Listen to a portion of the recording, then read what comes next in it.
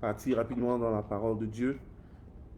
Dieu nous fait encore la grâce ce soir de venir dans sa présence et de venir à lui pour vraiment bénéficier de cette parole extraordinaire dont nous bénéficions tous les dimanches. C'est une grâce encore pour nous d'écouter le son de la voix de notre Dieu et de l'entendre parler à son peuple que nous sommes. Amen, amen. Voilà. Je voudrais que vous mettiez votre microphone.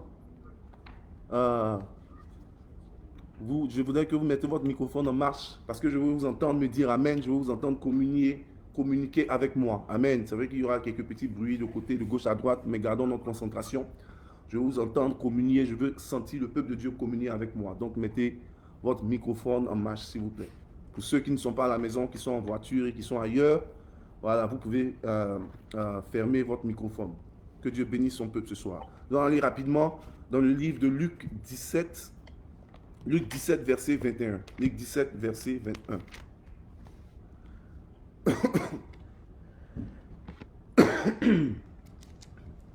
Luc 17, verset 21. Je fais la lecture rapidement. On va monter à partir du verset 20. Luc 17, verset 20. Les pharisiens demandèrent à Jésus quand viendrait le royaume de Dieu. Il leur répondit, le royaume de Dieu ne vient pas de manière à frapper les regards. On ne dira point, il est ici ou il est là, car voici le royaume de Dieu est au milieu de vous. Amen. Amen. Voilà, le thème de l'exhortation que je vais donner ce soir est le royaume de Dieu est sur toi. Le royaume de Dieu est sur toi. Amen. Amen. Dans l'Église, il y a une conception erronée du royaume de Dieu. On voit cette conception erronée des choses, cette fausse conception du royaume de Dieu. Amen. On a vu le dimanche passé, par exemple, que le royaume de Dieu n'est pas le royaume des cieux et le royaume des cieux n'est pas le royaume de Dieu. Nous avons défini le royaume des cieux comme l'habitat de Dieu, là où son trône se trouve, là où il règne, là où il siège, là où il habite.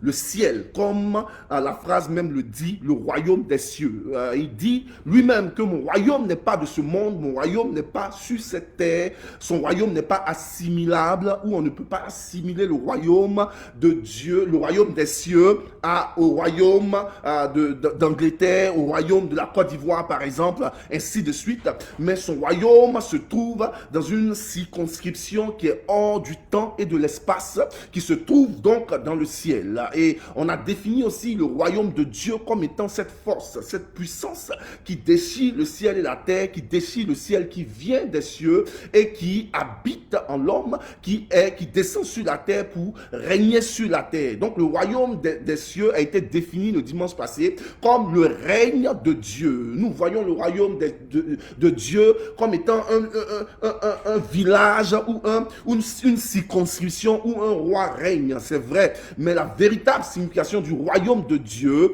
c'est le règne de Dieu. Et quand on définit le règne de Dieu, on voit cette puissance qui impacte la création et la créature. Et ce soir, nous allons établir ce principe qui est le suivant. Le royaume de Dieu est défini par le chrétien de façon un peu erronée. Amen.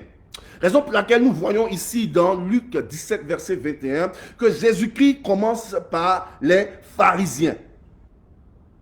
Ce verset commence par les pharisiens qui demandent.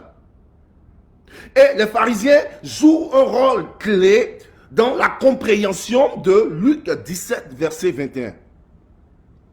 Qui sont donc les pharisiens? Qui sont les pharisiens? Tu ne peux pas définir, mais tu ne peux pas comprendre qui sont les pharisiens sans comprendre qui sont les sadducéens. Parce qu'ils ont tous deux évolué dans le même temps, dans la même génération, dans le même temps historique. Les sadducéens sont cette lignée de prêtres et de sacrificateurs qui s'occupaient des affaires du royaume. Des affaires plutôt du temple. Ils travaillaient dans le temple et ils sortaient d'une lignée de sacrificateurs de la lignée d'Aaron. Et ce sont toutes ces personnes, ces hommes, qui étaient chargés d'entretenir le temple. Ils étaient chargés du culte ou bien des sacrifices dans le temple. C'était les Sadducéens. Et maintenant, la parole de Dieu nous parle des pharisiens. Les Sadducéens, eux, basaient leur croyance sur la Torah, qui était la loi écrite de Moïse. Amen. La Torah qui sont les 5 livres. Genèse, Exode, Lévitique, Nombre, Deutéronome. Ils se basaient sur la Torah. Maintenant, la parole de Dieu nous parle des pharisiens, eux qui basaient leur croyance sur la loi orale. C'est-à-dire, ils disent que, ok, vous les Sadducéens, vous dites qu'on se base sur la loi écrite qui est la Torah, c'est bien beau, mais nous croyons aussi à la loi orale qui est quoi? Qui sont les traditions. Chez nous en Côte d'Ivoire, dans tous les pays du monde, chacun a ses traditions. On dit chez les BT par exemple qu'il faut faire ceci à 2 h du matin, il faut faire cela à 3 h du matin. On peut dire par exemple chez les amis qu'on ne mange pas ceci, on ne mange pas cela. Tout ça fait partie du folklore ou de la tradition. Ce sont des exemples banals que je donne. Amen. Donc les pharisiens, eux, ils croyaient à la tradition, à la loi orale. C'était la différence donc majeure entre les Sadducéens et les pharisiens. Les pharisiens étaient plus portés sur les lois. Sur les lois. Ils disent par exemple que celui qui jure sur l'autel est en dessous, c'est-à-dire on ne prend pas ce qu'il dit en considération, comparé à celui qui jure sur l'argent qui est sur l'autel. C'est-à-dire le pharisien, il est plein de lois. Lui, il s'occupe des lois. Il ne regarde qu'aux lois et souvent il manque les choses profondes, les choses de l'esprit. Et Dieu, Jésus quelque part, va rappeler ces pharisiens à l'ordre. Jésus quelque part va taxer ces pharisiens durement. Jésus quelque part va attaquer, va s'opposer farouchement à ces pharisiens. Nous voyons par exemple qu'à 6 reprises, 6 fois, Jésus appelle les pharisiens des hypocrites. À 6 reprises, il appelle les pharisiens, vous êtes des hypocrites. Et aujourd'hui, notre dénomination, notre religion, la religion, l'église, est remplie de pharisiens.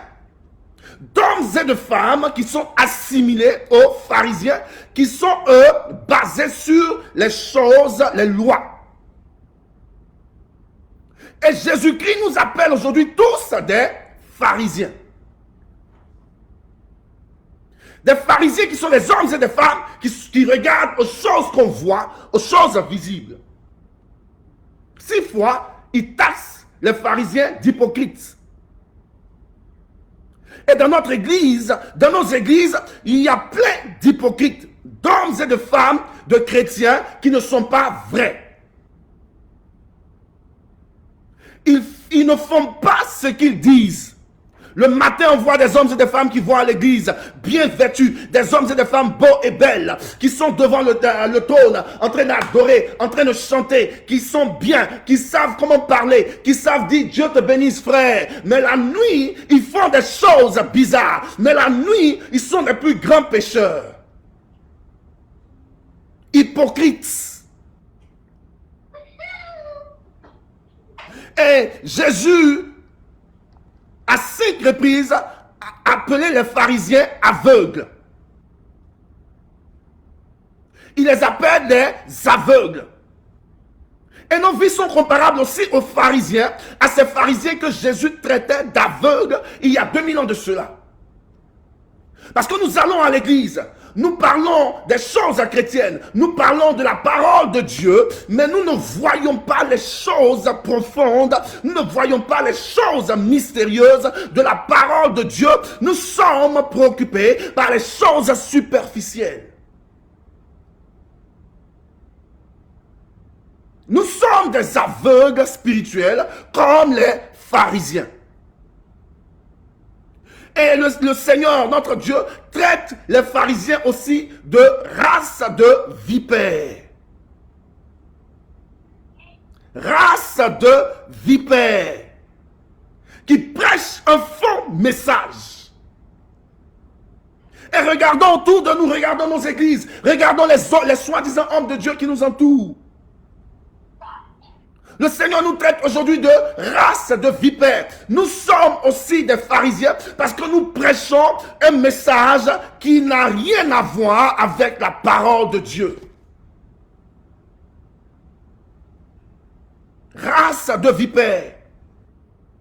Et à plusieurs reprises, le Seigneur traite les pharisiens aussi de tombeaux blanchis.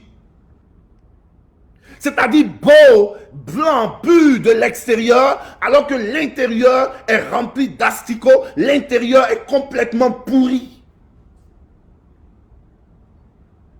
Et le Seigneur te traite de pharisien et il te traite aussi de tombeau blanchi, c'est-à-dire de l'extérieur, tout paraît beau. Quand on te regarde, on pense que tu es un bon chrétien, on pense que tu es un homme né de nouveau, on pense que tu es quelqu'un qui respecte les lois de la parole de Dieu, on pense que tu es quelqu'un qui s'appuie sur les bases de la parole de Dieu, qui est assis sur de bons fondements, alors que de l'intérieur, rien en toi dit que tu es chrétien. Tombeau blanchi. Et dans ce livre de Luc 17, verset 21, Jésus détruit la conception erronée que les pharisiens ont du royaume de Dieu. Jésus vient détruire cette conception erronée par deux volets. Le premier volet, les gens, ils viennent, les pharisiens, que Jésus vient de traiter de tous les noms. Je voudrais même qu'on lise Matthieu 23, qui est très important. Je voudrais qu'on lise juste une partie de Matthieu 23. Tout le chapitre 23 est très important, mais nous allons lire une petite partie. Alors Jésus, parlant à la foule et à ses disciples, dit: les scribes et les pharisiens sont assis dans la chair de Moïse. Faites donc et observez tout ce qu'ils vous disent, mais n'agissez pas selon leurs œuvres, car ils disent et ils ne font pas. Ils lient les fardeaux pesants et les mettent sur les épaules des hommes, mais ils ne veulent pas les remuer du doigt. Ils font toutes leurs actions pour être vus des hommes, ainsi ils portent des larges phylactères et ils ont de longues franges à leurs vêtements. Ils aiment la première place dans les festins et les premiers sièges dans les synagogues. Ils aiment à être salués dans les places publiques et à être appelés par les hommes Rabbi, Rabbi. Mais vous, ne vous faites pas appeler Rabbi, car un seul est votre maître et vous êtes tous frères. Et n'appelez personne sur la terre votre Père, car un seul est votre Père et celui qui est dans les cieux. Allons, verset 13. Malheur à vous, scribes et pharisiens, hypocrites, parce que vous fermez aux hommes le royaume des cieux. Vous n'y entrez vous-même et vous n'y laissez pas entrer ceux qui veulent entrer. Malheur à vous, scribes et pharisiens hypocrites, parce que vous dévorez les maisons des veuves et que vous faites pour l'apparence de longues prières. À cause de cela, vous serez jugés plus sévèrement. Et tout le chapitre 23 parle des pharisiens. Ils portent de beaux vêtements, de longs vêtements, de longues robes. Ils font de longues prières. Ils aiment être devant, être assis devant. Ils aiment qu'on les appelle Rabbi. Mais regardons autour de nous. Est-ce que ce n'est pas ce qui se passe dans nos assemblées? Ce n'est pas ce qui se passe dans nos églises? Regarde autour de toi. Peu sont les hommes de Dieu qui ne rentrent pas dans cette catégorie de Matthieu 23. Peu sont les chrétiens qui ne rentrent pas dans cette catégorie de Matthieu 23. Nous rentrons tous dans cette catégorie. On veut qu'on nous pointe du doigt et qu'on nous dise c'est lui le bon chrétien ou c'est lui l'homme de Dieu. Quand il parle en langue, sa maison tremble. Ou ce monsieur-là, il prend 40 jours de jeûne. Les démons même tremblent devant lui. Pharisiens, langue de vipère, aveugle, hypocrite, tombeau blanchi. Et ce soir, le Seigneur veut en nous, dans notre communauté, dans notre église, dans notre maison, le Seigneur veut détruire cette mentalité que nous avons du royaume des cieux. Parce que dans Luc 17, le pharisien vient et il demande à Jésus, quand le royaume de Dieu va-t-il venir? Et Jésus leur répond sur deux volets pour détruire cette conception ironique qu'ils ont de son royaume. Le premier volet, Jésus leur dit, le royaume de Dieu ne va pas venir en frappant les regards des hommes. Je lis. Il leur répondit, le royaume de Dieu ne vient pas de manière à frapper les regards. Le royaume de Dieu ne vient pas de manière à frapper les regards. Nous avons une tendance à voir les richesses lorsque nous parlons du royaume de Dieu. Lorsque le chrétien dit le royaume de Dieu, c'est une belle phrase. Parce que cette belle phrase sous-entend que nous voyons une circonscription, nous voyons un lieu où nous pouvons avoir toutes les richesses que nous voulons. C'est comme une chambre ou une maison. Quand je parle du royaume des cieux, dans mon esprit, personnellement, et je suis sûr que c'est la même chose pour beaucoup d'entre nous, on voit peut-être une chambre, comme dans les films qu'on regarde, avec des royaumes et des rois. On voit le roi sur son trône, bien beau, en or, et tout autour de lui en or, la terre même où il marche est en or. On pense à une chambre remplie d'or et d'argent, d'ustensiles en or. C'est cela. Le royaume des cieux, le royaume de Dieu pour nous. Nous avons donc cette conception erronée. Et Jésus dit aux gens que le royaume de Dieu ne va pas frapper à l'œil. Donc le royaume de Dieu n'est pas ce que tu attends. Le royaume de Dieu n'est pas ces richesses que tu attends. Le royaume de Dieu donc n'a rien à voir avec les richesses de ce monde. Le royaume de Dieu n'a rien à voir avec l'or et l'argent. Le royaume de Dieu n'a rien à voir avec toutes ces choses. Parce que lorsque nous disons royaume de Dieu, nous voyons les choses matérielles, nous voyons les choses superficielles. Oh, le royaume de Dieu est descendu dans ta maison. Alors on se dit, oh, je vais avoir une voiture, je vais avoir une maison, je vais me marier. Le royaume de Dieu n'a rien à voir avec les choses de ce monde, avec les richesses de ce monde. Raison pour laquelle la parole de Dieu nous dit, affectionnez-vous d'abord aux choses d'en haut et non pas celles qui sont sur la terre. Jésus-Christ là vient de démarquer le matériel du spirituel. Le royaume de Dieu donc n'a rien à voir avec les richesses, avec l'or, l'argent, avec tout ce qui est matériel. Le royaume de Dieu, il leur a dit, ne frappera pas à l'œil. Et il leur dit encore, le royaume de Dieu, on vous dira le royaume de Dieu est ici ou le royaume de Dieu est là. Non, ce ne sera pas le cas. Je lis. Premier volet, le royaume de Dieu ne vient pas de manière à frapper les regards. Deuxième volet, on ne dira point, il est ici, il est là, car voici le royaume de Dieu est au milieu de vous.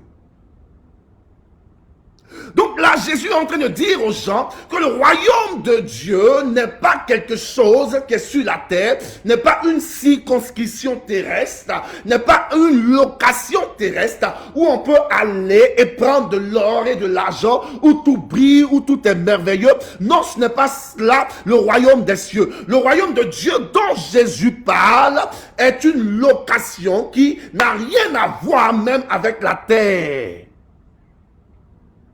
Est quelque chose qui n'a rien à voir avec le temps ou l'espace. On vous dira le royaume de Dieu est ici ou le royaume de Dieu est là. Non, ce ne sera pas le cas. Ça n'a rien à voir avec le temps ou l'espace. Parce que le royaume de Dieu n'est pas quelque chose de terrestre, n'est pas quelque chose de physique, mais le royaume de Dieu, comme on l'a défini, est le règne de Dieu. Et qu'est-ce que le règne de Dieu? Le règne de Dieu est cette puissance qui vient déchirer le ciel et le ciel. qui passe par les airs, là où Satan règne, et qui vient régner sur la terre. C'est une puissance, le règne de Dieu. Le royaume de Dieu est une puissance. Ce n'est pas un lieu physique. Ce n'est pas une maison. Ce n'est pas un royaume, littéralement parlant. Mais le royaume de Dieu est une puissance. Raison pour laquelle la parole de Dieu nous dit, vous recevrez une puissance venant d'où? Du Père. C'est cela le royaume de Dieu. C'est son règne sur la créature et la création. Vous recevez donc une puissance venant du Père. Et vous serez représentant du ciel sur la terre. C'est cela, le royaume de Dieu. Donc Jésus, là, en quelques phrases, a détruit notre conception du royaume. Nous disons nous-mêmes chaque jour le royaume de Dieu, le royaume de Dieu, le royaume de Dieu. Mais ce soir, il est venu détruire cette conception parce qu'il nous a dit, ah, vous entendrez que le royaume est ici ou que le royaume est là, n'y croyez pas parce que ce n'est pas cela, le royaume de Dieu. Le royaume de Dieu ne frappera pas à l'œil. Parce que nous avons coutume à croire que le royaume, c'est quelque chose là où il y a l'or, les trésors, les diamants. Tout ce que nous imaginons, ce n'est pas ça le royaume de Dieu.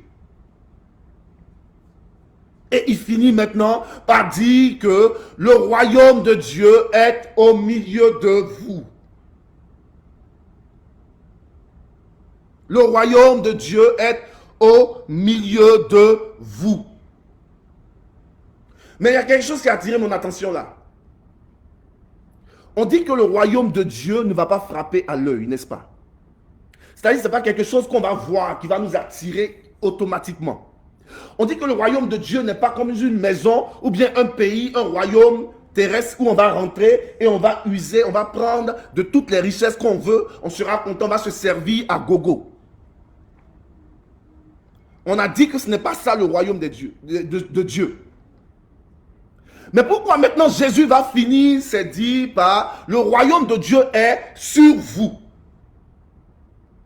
Si je dis que X a un chapeau sur sa tête, c'est que je vois le chapeau, ce chapeau est matérialisé. Ce chapeau est une matière qui est sur la tête de X. Alors que la parole de Dieu me dit que le royaume de Dieu n'est pas quelque chose de palpable, quelque chose de visible, quelque chose de physique. Et on vient me dire maintenant que Jésus dit que le royaume de Dieu est sur vous. C'est que c'est quelque chose qui va descendre sur moi comme j'ai un habit sur moi qui sera une matière palpable, visible et physique. Il y a une contradiction quelque part. Mais la parole de Dieu ne se contredit jamais. Suivez quelque chose. Le mot utilisé pour dire le royaume de Dieu est sur vous, vient du mot grec ektos. Ektos qui veut dire sur vous ou au milieu de vous. Et toutes les versions sont unanimes. La version d'Abi, la version Louis II, toutes les versions sont unanimes là-dessus en utilisant le mot grec ektos, qui veut dire sur vous ou au milieu de vous. C'est ce que nous avons dans notre version ici. Et comme je le dis, c'est en contradiction avec ce que Jésus lui-même est en train de dire. Le royaume de Dieu est au milieu de vous. Esther est au milieu de nous. Nous voyons Esther physiquement qui est là, n'est-ce pas? J'ai quelque chose sur ma tête. J'ai un insecte sur ma tête. Je vois l'insecte physiquement sur ma tête. Le royaume de Dieu est ektos, au milieu, sur quelque chose. Alors qu'il dit au préalable que mon royaume n'est pas visible, mon royaume n'est pas de ce monde, mon royaume n'est pas physique, mon royaume sort de toute juridiction physique, mon royaume même sort du temps et de l'espace.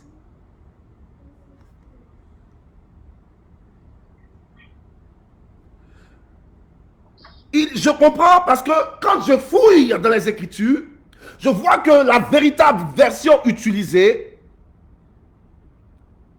la version originale utilise plutôt le mot grec qui est le mot evtos. Est-ce que nous souvenons la chose? Raison pour laquelle il faut étudier la parole de Dieu. Il faut être des étudiants de la parole. Notre version, je répète, a utilisé le mot ektos. Le royaume de Dieu est sur vous. Mais la version originelle grecque a utilisé le mot evtos, qui veut dire le royaume est en vous ou est à l'intérieur de vous. La chose devient intéressante. Le royaume est en vous, evtos. Au lieu de dire le royaume de Dieu est sur vous, la véritable version me dit le royaume est evtos. Ça veut dire le royaume est en vous ou à l'intérieur de vous.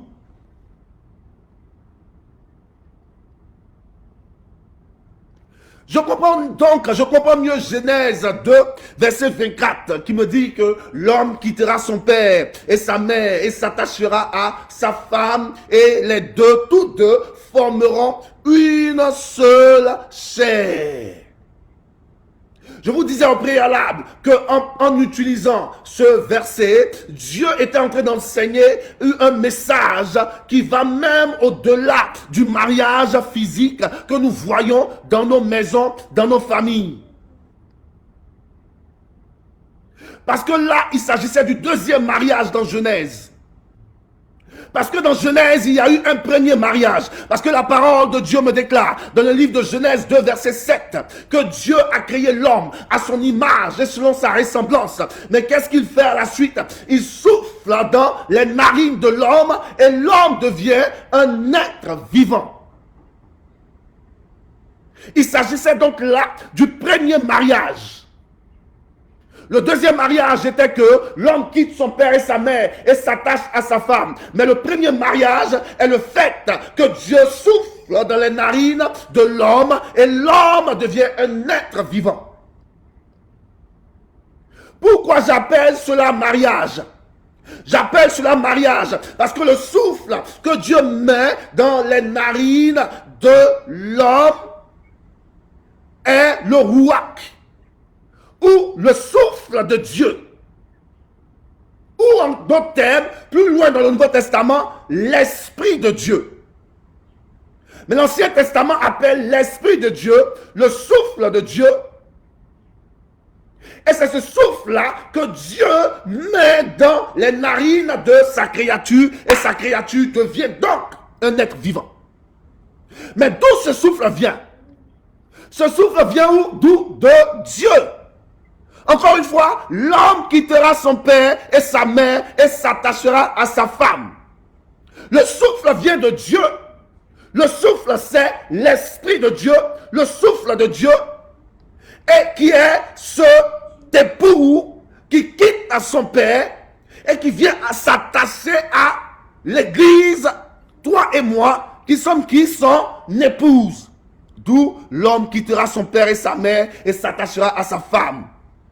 Dieu souffla dans les narines de l'homme et l'homme est devenu un être vivant. Parce que ce souffle, cette respiration, c'est l'époux qui s'attache à l'église, son épouse, et qui forme une seule chair. Le premier mariage, le mariage divin.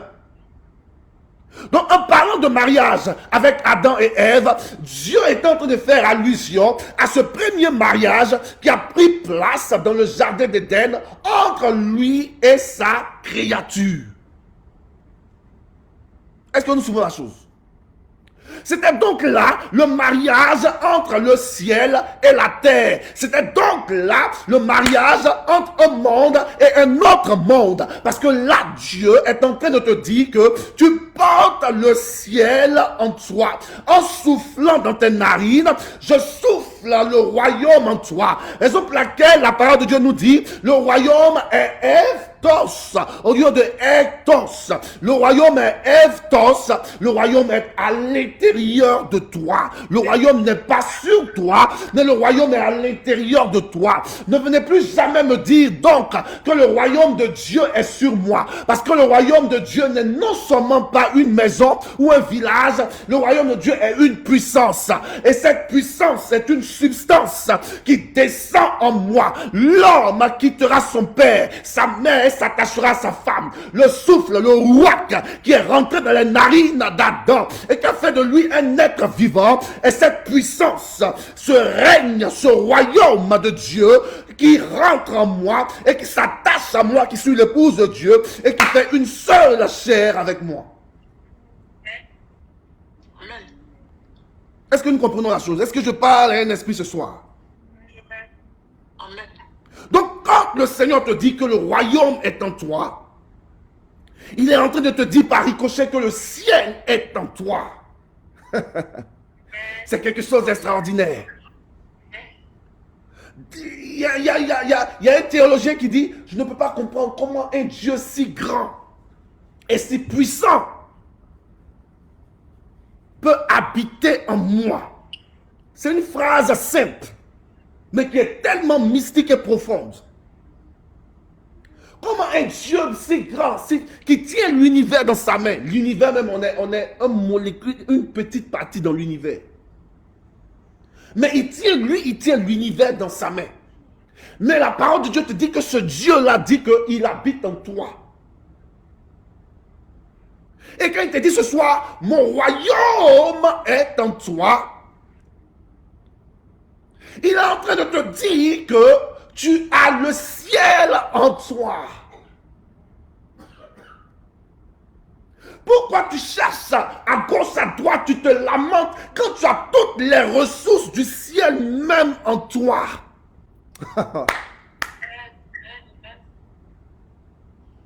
Tu as le ciel en toi. Je continue rapidement. Je comprends donc mieux quand le Seigneur me dit le royaume de Dieu est Evtos au lieu de Ectos, c'est-à-dire le royaume de Dieu est en toi. Je comprends donc mieux Genèse 17. Lorsque Dieu parle à Abraham et il dit à Abraham qu'à partir d'aujourd'hui, tu ne t'appelleras plus Abraham, mais tu t'appelleras Abraham. Ah, je comprends mieux la chose. Le royaume de Dieu est en toi. Qu'est-ce qui se passe avec Abraham? Il y a quelque chose qui change. Au lieu d'Abraham, il devient Abraham, père des multitudes. En lui sortent des nations. Dieu change là l'identité et la destinée d'Abraham. En faisant quoi? En ajoutant une partie de lui en Abraham. Parce que la différence entre Abraham et Abraham, c'est le H. Or, ce H vient du Hey, du nom de Dieu qu'on ne peut pas prononcer. Les Juifs l'appellent le nom en leur langue qui veut dire Hachem, parce qu'ils ne peuvent pas prononcer ce nom. Raison pour laquelle la parole de Dieu dit, il lui a été donné le nom. Il lui a été donné Hachem, le nom au-dessus de tout nom. C'est un nom puissant qu'on ne peut prononcer.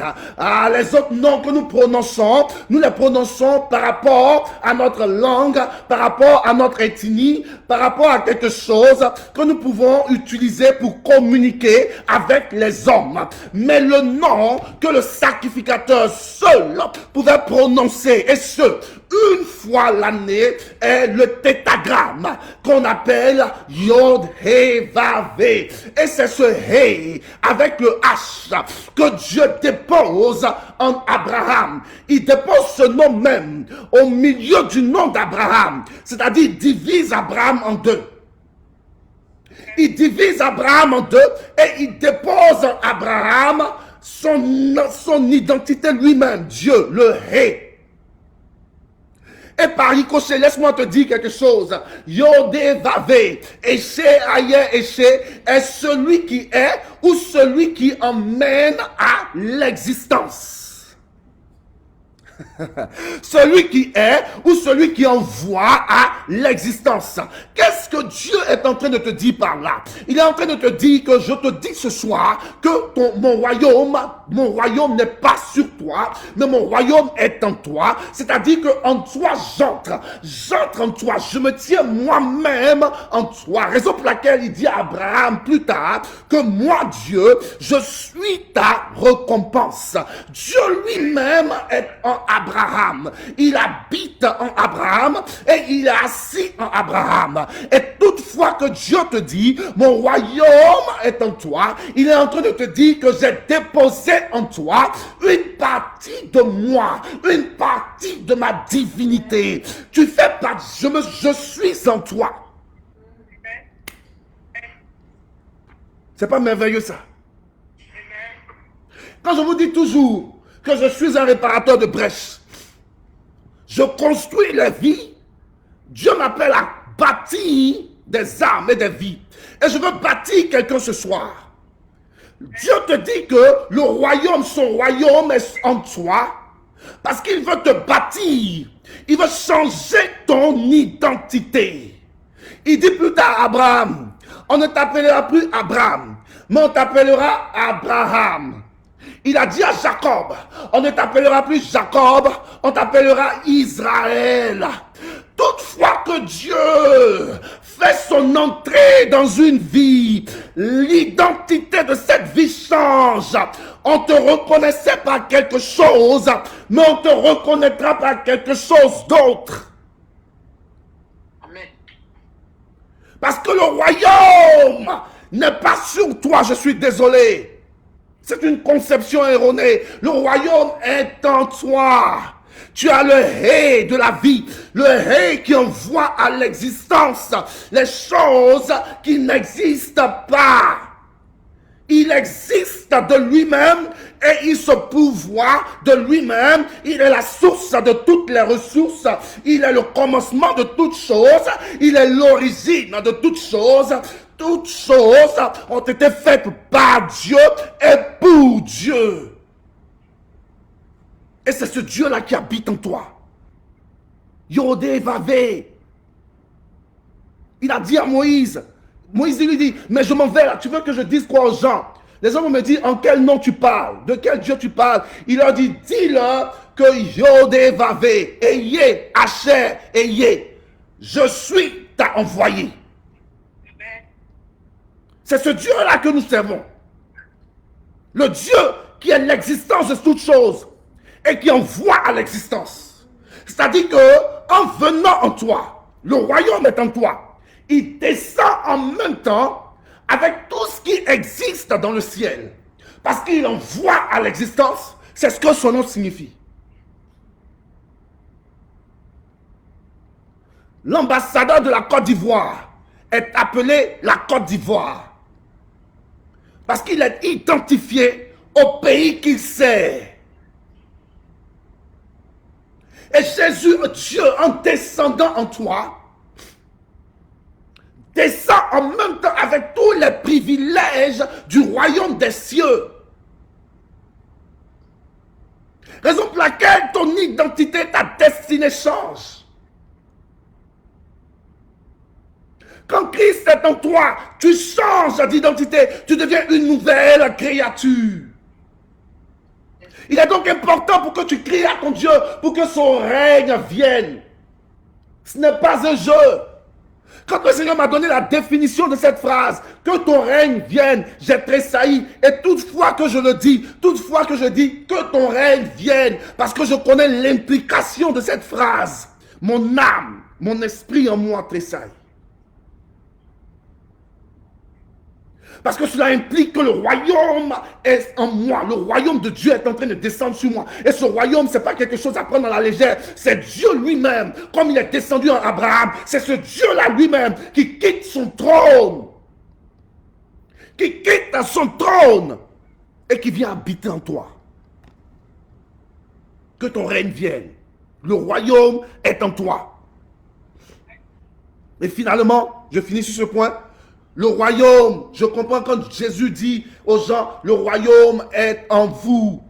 Le royaume est Evtos au lieu de Ectos. Le royaume est en toi. Le royaume est en moi. Le royaume est en nous. Je comprends mieux donc Ézéchiel 37. Quand Dieu dit à Ézéchiel, souffle sur les ossements desséchés. Quelqu'un suit la chose. Souffle sur les ossements desséchés. Et qu'est-ce qui se passe plus tard? La parole de Dieu me dit qu'il y a un vent. Le vent entre en eux. Pas sur eux. L'esprit entre en eux. Mais quelque chose attire mon attention encore là. L'esprit des 4 vents entre dans ces ossements et ces ossements prennent vie. L'esprit des 4 vents. Mais quel est l'esprit des 4 vents dont la parole de Dieu me parle? L'esprit des 4 vents, c'est le royaume de Dieu. Quelqu'un me dit Amen. L'esprit des 4 vents, c'est le royaume de Dieu qui rentre en toi. Parce que la parole de Dieu me déclare que Ézéchiel a soufflé sur les ossements. Et il a soufflé. Et il y a eu un vent, un tremblement de terre. Et les ossements se sont mis ensemble. Il y a eu des nerfs, il y a eu la peau. Et c'était une armée vivante. Regarde autour de toi, Église. Quand je regarde autour de moi, Église, je ne vois pas des hommes et des femmes bien vêtus qui adorent le Seigneur. Mais je vois une armée morte. Je vois des personnes couchées dans la vallée comme Ézéchiel. Je vois des hommes et des femmes qui sont dans des tombeaux blanchis. Je vois des hommes et des femmes qui n'ont pas de vie. Je vois des hommes et des femmes hypocrites. Je vois des hommes et des femmes aveugles qui ne connaissent pas les choses du royaume, qui ne voient qu'aux choses matérielles, qui ne regardent qu'aux choses matérielles, mais qui ne voient pas les choses du royaume. Mais ce soir, le Seigneur nous donne la vision d'Ézéchiel afin que nous regardions dans la vallée. Mais non seulement il nous donne la vision d'Ézéchiel, mais il nous ordonne de souffler afin que le vent des 4 coins de la terre entre dans ces ossements, dans les nations de la terre, afin qu'ils reprennent vie. Amen. C'est cela le royaume. Et quels sont ces 4 vents? La parole de Dieu me parle. C'est écrit dans la Bible, mais je n'ai pas le temps de toucher à tous ces points. La parole de Dieu me parle du vent de l'Est. Du vent de l'Est, qui est le vent du jugement. Le vent de l'Est, qui est le vent du jugement. Toutefois que Dieu souffle, le vent de l'Est, c'est pour juger les nations. Il a soufflé le vent de l'Est pour juger le peuple égyptien, pour juger Pharaon. La parole de Dieu me parle du vent de l'Est qui a frappé et il y a eu des plaies sur le peuple égyptien. La parole de Dieu me parle du vent du Sud qui est le vent de la provision. Le vent de la provision. Quand le vent du Sud souffle, tu ne manques de rien. Le Seigneur te nourrit même physiquement. Il te donne tout ce dont tu as besoin pour ta survie. Le vent de la provision. Et je prie en ce soir, afin que ce vent souffle dans nos vies, à l'intérieur de nous, que ce vent entre en nous. Le vent de la provision. Ensuite, la parole de Dieu me parle du vent du nord, qui est le vent de la présence de Dieu. Le vent de la présence de Dieu. Et je prie donc ce soir, afin que le vent de la présence de Dieu souffle. Lorsque le Seigneur entre dans une vie, sa présence est manifeste. Et nous nous déplaçons avec la présence de Dieu en nous. La présence de Dieu n'est pas un habit qu'on laisse dans une maison. Oh, le dimanche, où je sens la présence de Dieu. Et dès qu'on dit Amen au culte, on jette la présence de Dieu quelque part. Jusqu'au samedi nuit à 23h, on reprend la présence de Dieu parce qu'on sait que le dimanche, on va aller au culte. Non, la présence de Dieu est continuelle. La présence de Dieu est perpétuelle. Lorsque le Christ entre en toi, c'est sa présence qui est manifeste. Et tu vas partout avec la présence de Dieu. On te regarde et on te reconnaît. On reconnaît en toi le Christ. Raison pour laquelle Paul dit, ce n'est plus moi qui vis, mais c'est Jésus qui vit, ou quoi? Sur moi? Amen. Non, c'est Jésus qui vit en moi. Parce que partout où tu passes, Lorsqu'on te regarde, on voit la gloire d'Éden sur toi. On voit le ciel en toi. On voit le Christ en toi. Parce que son royaume est en toi. La présence de Dieu. Et finalement, la parole de Dieu me parle du vent de l'ouest, qui est le vent de la délivrance. Le vent de la délivrance. Partout le Seigneur règne. Partout son règne est, il y a la délivrance. Délivrance des maladies, délivrance des liens, délivrance du péché, délivrance des forces démoniaques. Et donc cette phrase n'est pas à négliger. Mon royaume est en toi. Mon royaume est en toi. Prions notre Dieu pour que le royaume de Dieu soit manifeste en nous, pas autour de nous, pas quelque chose que nous voyons, pas quelque chose que nous voulons avoir comme de l'argent ou comme de l'or. Parce que c'est ce qui nous a été prêché pendant des années, c'est ce qui nous est prêché encore aujourd'hui. Et je veux dire, même pousser le bouchon un peu plus loin, pour dire que le royaume de Dieu est assimilé même à l'évangile de la prospérité. Toutefois qu'on parle du royaume de Dieu, on fait une assimilation à la prospérité. On fait une assimilation, on fait une similitude aux choses matérielles, aux choses superficielles, à l'or ou à l'argent, aux choses de ce monde qui plaisent à nos yeux et à notre chair. Le royaume de Dieu n'a rien à voir avec le visible. Le royaume de Dieu repose dans les choses invisibles, dans les choses célestes. Raison pour laquelle la parole de Dieu nous dit quoi? Affectionnez-vous aux choses d'en haut et non pas celles qui sont sur la terre. Que Dieu nous bénisse ce soir et que Dieu nous amène à comprendre que son royaume est en nous. Son règne est en nous. Quand tu pries dès lors, Seigneur, règne en moi. Pas sur moi. Seigneur, règne en moi. Parce que le royaume de Dieu est evtos. Le mot grec qui signifie en nous. Que Dieu nous bénisse ce soir. Quelqu'un me dit Amen. Amen. Que Dieu nous bénisse, que Dieu nous bénisse. Le royaume de Dieu est en nous. Rappelons-nous de cela. Quand nous sommes attaqués par le diable, nous devons savoir que le royaume est en nous. Nous devons marcher avec fierté et dans la victoire comme des champions. Parce que le royaume est en nous. Lorsque nous avons des problèmes de finances, des problèmes dans nos maisons, des problèmes dans nos familles, nous devons savoir que le royaume est en nous. C'est un principe biblique à comprendre. C'est un mystère. C'est une clé du royaume. Le royaume est en toi. Que Dieu te bénisse. Que Dieu te bénisse. Élevons nos voix et prions donc par rapport à ce que nous venons d'entendre ce soir.